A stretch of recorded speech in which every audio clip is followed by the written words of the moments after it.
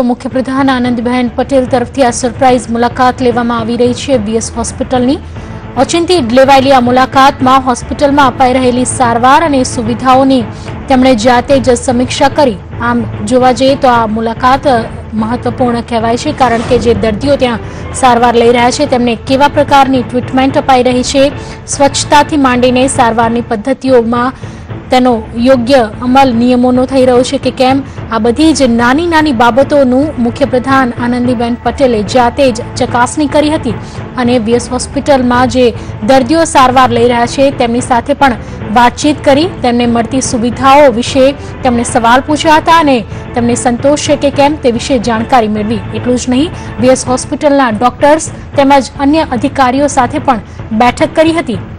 VS હોસ્પિટલના તમામ વોર્ડ્સમાં મુખ્યપ્રધાન આનંદીબેન પટેલ પોતે જ ફર્યા હતા અને તમામ દર્દીઓ સાથે તેમણે વાતચીત કરી હતી, જેના એક્સક્લુઝિવ દ્રશ્યો આપ અત્યારે જોઈ રહ્યા છો।